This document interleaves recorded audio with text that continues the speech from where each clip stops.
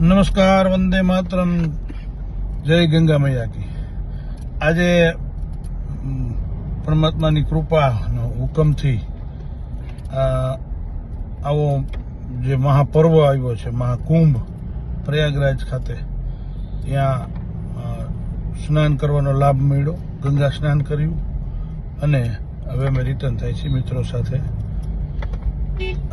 Video એટલા માટે બનાવું છું કે અમને ક્યાંય પણ ટ્રાફિક નથી નીડો। કાલે સવારે નીકળ્યા હતા 8:45 અને આજે સવારે 8:45 પહોંચી ગયા, માઘ સ્નાન કર્યું અને અત્યારે રિટર્ન પણ થઈ ગયા।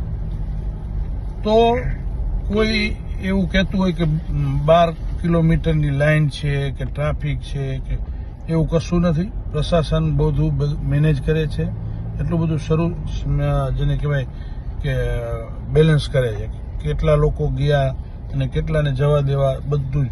અને હવે ટ્રાફિક પણ ઓટોમેટિક ધીમો થઈ ગયો છે, પણ ધીમો એટલે કે જે પહેલાની સાપેક્ષમાં ધીમો, કે જે લાઈનો ન હોય અને છતાં કાર છેક સુધી નથી જતી, એ જેના પાર્કિંગ પોઈન્ટ છે ત્યાં સુધી આપણી કારને લઈ જવા દે। અહીંયાથી આપણે 4 વ્હીલ રિક્ષા અહીંયાની અને બાઇક દ્વારા ગંગા ઘાટે પહોંચવાનું હોય છે।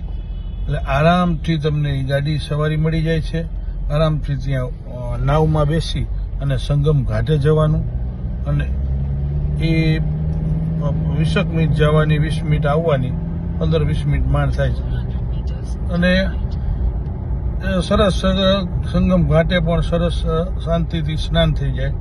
એટલું ભીડ ભાડ અને એટલું બધું છે ખરું, એનો પણ વિડીયો મોકલે, બધી બાજુ એટલા બધા લોકો ચારે બાજુ, પણ જે 12 કલાકની લાઈન ને 12 કિલોમીટરની લાઈનો, આ બધું હવે નથી। એટલે કોઈ પણ આવતા હોય તો બિલકુલ સંકોચ ન રાખતા અને જરૂર પધારજો। એટલી શાંતિથી સરસ રીતે તમે મહાશિવરાત્રી એટલે કે 26 તારીખ સુધી ગંગા સ્નાન કરી શકશો, દર્શન કરી શકશો, પૂજા અર્ચના કરી શકશો। જે કોઈ તમારું તર્પણ કે જે કંઈ તમારું અનુષ્ઠાન હોય એ સરસ રીતે તમે કરી શકશો નિર્વિઘ્ને। હાઈવે પર પણ ક્યાંય ટ્રાફિક નથી। એટલે જે લોકો ટ્રાફિકના ડરથી નહોતા આવતા અને ભીડના પહેલાંથી ન્યૂઝ સાંભળી નહોતા આવતા, એ ડર કાઢી નાખે અને બિંદાસ પધારે, પરિવાર સાથે પધારો, મિત્રો સાથે આવો, કોઈ જાતને કાંઈ પ્રોબ્લેમ નથી।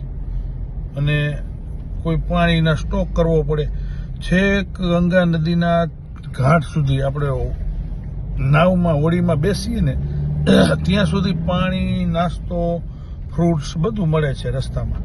એટલે કોઈ જાતની ક્યાંય કોઈ કમી નથી। ડીઝલ ખાલી નથી થઈ ગયા, પંપે લાઈનો હોય એવું નથી। હવે એ બધું હતું કે એ 2 દિવસ પહેલાની ઘટનાઓ બધી, હવે છેલ્લા 2 દિવસ સ્થિતિ સુધરી ગઈ છે। તો બિંદાસ પધારો।